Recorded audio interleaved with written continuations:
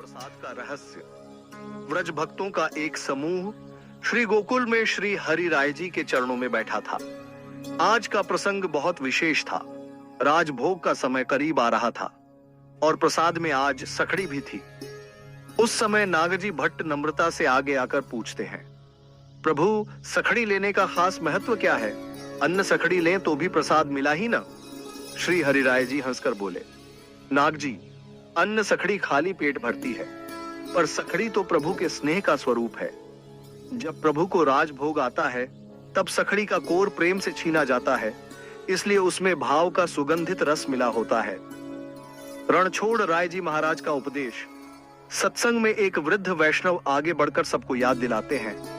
गोस्वामी श्री रणछोड़ राय जी महाराज कहते हैं कि महाप्रसाद वह भगवत स्वरूप है, उसे चबाना नहीं चाहिए, क्योंकि प्रभु को चबाया नहीं जाता। सखड़ी लेने की विधि ऐसी है कि सबसे पहले कोर नाक के पास लाओ, उसमें छुपी भगवत सुगंध नासिका द्वारा ग्रहण करो।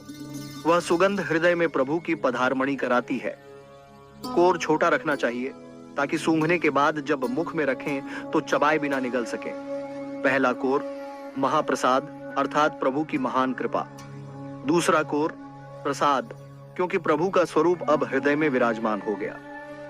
तीसरे कोर के आगे वह सिर्फ देह पोषण के लिए अन्न है, उसे उतना ही लेना चाहिए जितना सेवा के लिए सेहतमंद रखे, आलस्य न दे। सूरदास जी का भाव।